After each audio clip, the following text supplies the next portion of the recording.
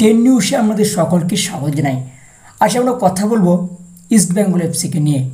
East Bengal এফসির অধিনায়ক Clayton silver সঙ্গে কন্ট্রাক্ট এক্সটেনশন করলো বা চুক্তিবদ্ধ করলো ইস্ট বেঙ্গল এফসি। আনন্দিত ক্লেটন সিলভা কি বললেন এবং কার্লোস কোয়েদার কেন এই ক্লেটন সিলভাকে চুক্তিবদ্ধ করলো, তার মধ্যে কি রয়েছে সেসব ব্যাপার নিয়ে কিন্তু বড় আপডেট দিল কার্লোস কোয়েদার এবং ইস্ট বেঙ্গল এফসি কর্তৃপক্ষরা। তো ভিডিওটা স্কিপ না করে পুরো তখন সমস্ত আপডেট পাওয়ার জন্য ভিডিও যদি ভালো লাগে থাকে অবশ্যই লাইক করবেন, কমেন্ট করবেন এবং বন্ধুর মধ্যে শেয়ার করবেন। চ্যানেল যদি নতুন চ্যানেলটি সাবস্ক্রাইব করে পাশে থেকে বেল আইকনটি টিংটং করবেন। ইন্ডিয়ান ফুটবল, ওয়ার্ল্ড ফুটবল ও লোকাল ফুটবলে সমস্ত আপডেট সবার আগে পেতে।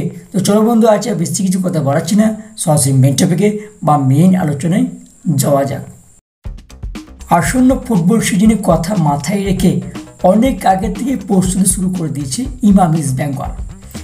বিশেষ করে গতবার দলে কলিঙ্গ সুপার কাপ জয়ের পর থেকে সবুজ সংকেত এসেছিল ম্যানেজমেন্টের তরফ থেকে। দলের উন্নতির স্বার্থে আগের থেকে বাজেটের যে অনেকটা বাড়াবে সেই ইঙ্গিত স্পষ্ট হয়ে গিয়েছিল সকলের কাছে।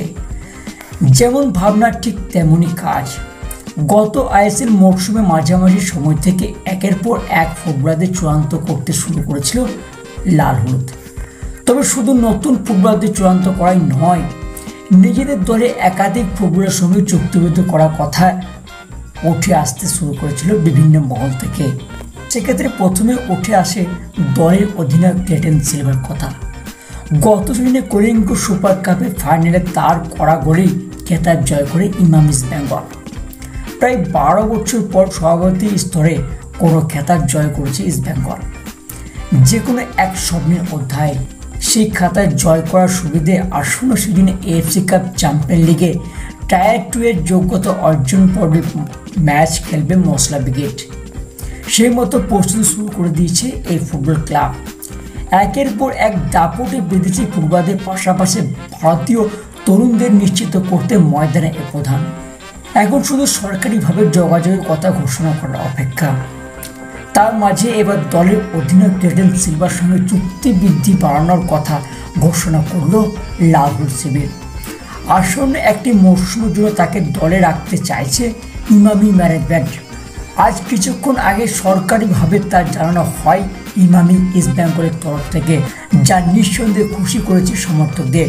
একইভাবে ইস্ট বেঙ্গলের সঙ্গে যুক্ত থাকতে পেরে আনন্দিত এই ব্রাজিলিয়ান মিডফিল্ডার বা ফুটবলার।